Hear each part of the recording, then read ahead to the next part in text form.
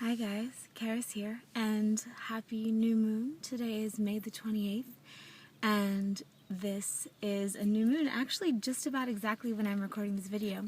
And I'm snuggling out here with some grapevines. I love snuggling with vines. When I have ivy and stuff around me, I'll wrap it around my arms and just kind of lay there and let it merge with my energy. I love it.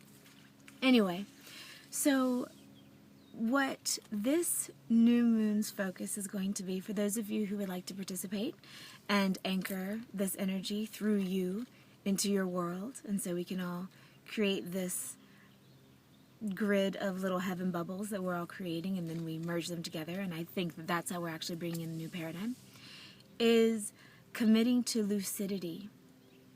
That's going to mean something different for every person. Because so far as what I've been experiencing and noticing lately, life, of course, always continues. And there are wonderful times and there are challenging times. And for instance, just this morning I was talking to a friend of mine about a difference of perception, because he sees the world as something that we're having to cope with every day.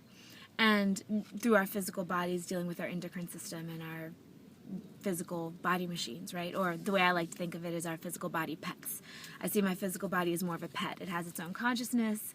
It's something that I steward and take care of, but it's also not me exactly, although it is kind of me because I'm creating it. So it's this loop. Anyway, he sees the world as something that we need to kind of cope with. And even that thought alone made me feel like I was being locked in a cage. I didn't like the idea of the world being something to cope with. The way I understand this world to actually be is something to enjoy and something to always revel in and snuggle with and make love to, really. And I'm not talking about sexuality there, although that's part of it, you know. So a commitment to lucidity came to me when I was doing a reading for someone and we were speaking of their relationship.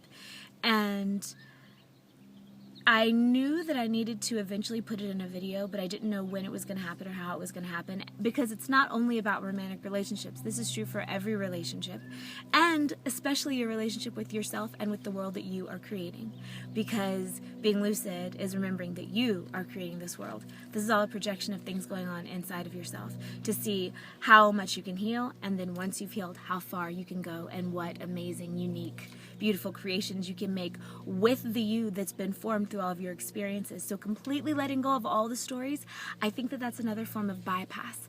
I think that we're here to bring consciousness down into matter in an aware, lucid kind of way.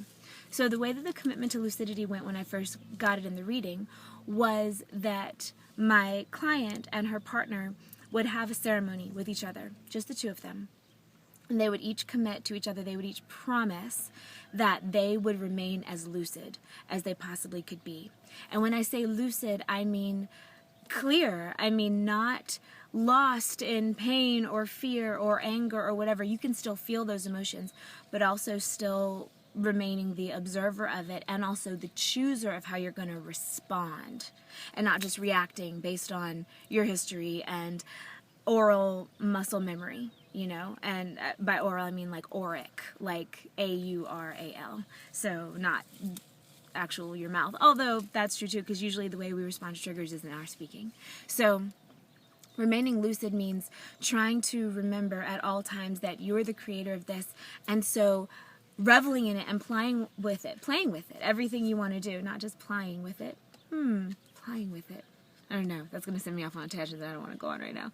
Anyway, so you stay here and you observe and you interact and you remain a conscious participant rather than someone just on for the ride.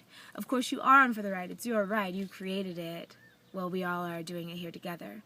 But without ever going into the victim, warrior, oppressor type of paradigm. It's my opinion that we can leave that one behind, and that's what I'm choosing to do. So it's not that I think there's anything wrong with that paradigm. I think that if that's what you like, if that's what makes you feel like you're alive, then absolutely do it. I just am not really interested in doing that anymore. So if you want to stay lucid and remain in that paradigm, that's totally fine. But the idea is to remain lucid, and then part of this commitment to lucidity is also promising yourself and those around you, if you want to make this a covenant, that whenever you're not being lucid, if they could remind you and if they could reference the commitment to lucidity, that you'll snap back into it as instantly as you possibly can. Still feeling the pain, still feeling whatever it is you're feeling that's gotten you out of lucidity, but also remembering that, oh yeah, that's right, okay. I'm the one who's creating this, so let me experience it, but not feel like, oh, I'm straining against this universe, which is something out here to get me. So that's the idea of the commitment to lucidity. And also, if you make this covenant with someone and they're not acting lucid, for you to gently and with love, not with judgment and not with any type of scolding or any type of value on what they're doing, but to remind them of the commitment to lucidity. And then, because if you start judging someone and saying, well, what you're doing is ridiculous, but if you would come back to the light or whatever, then I guess that would be fine.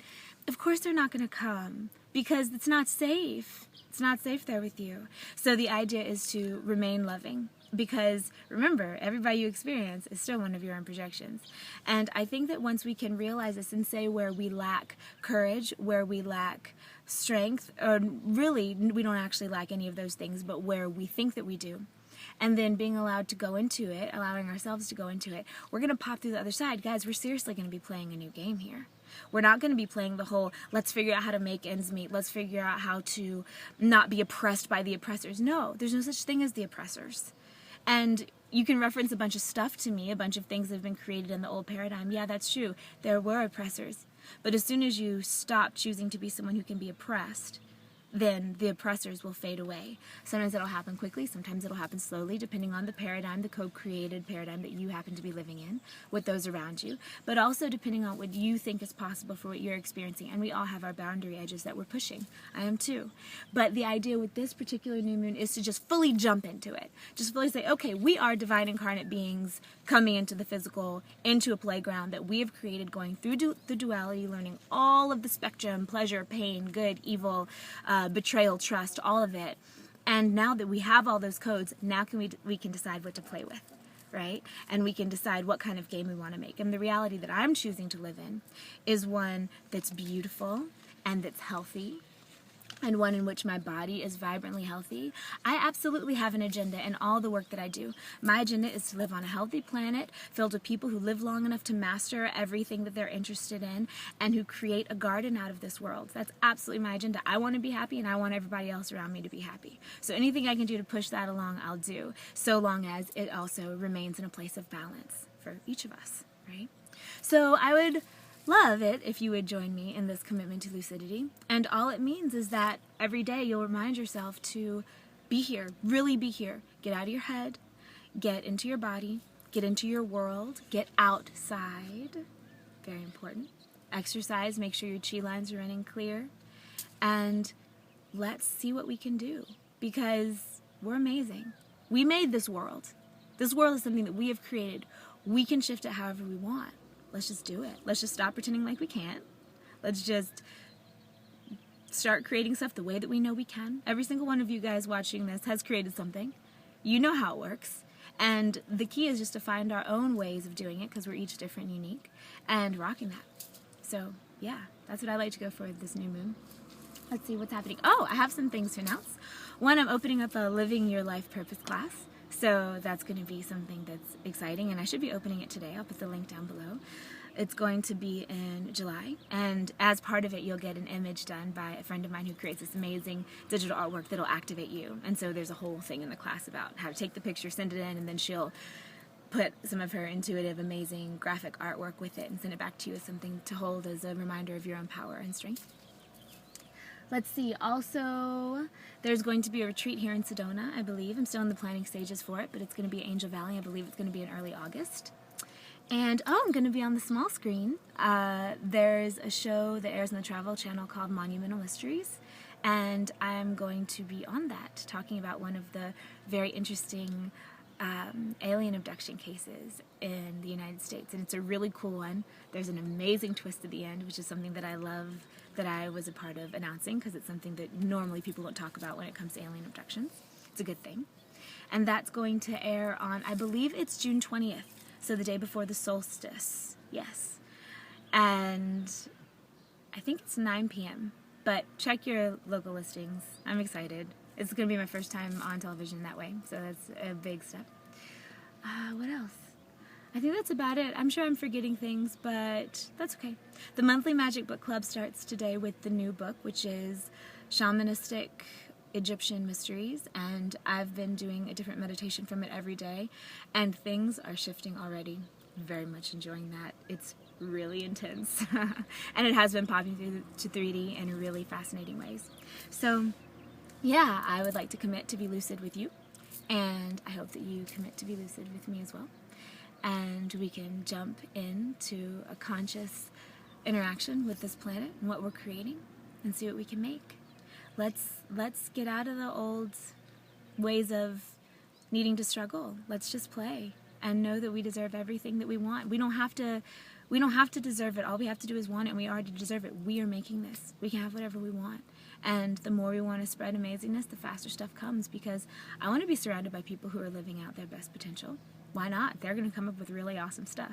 And I know that each of you guys are those people. Alright guys, much love. Here's to the grapevines. Let's see. Say hello to them.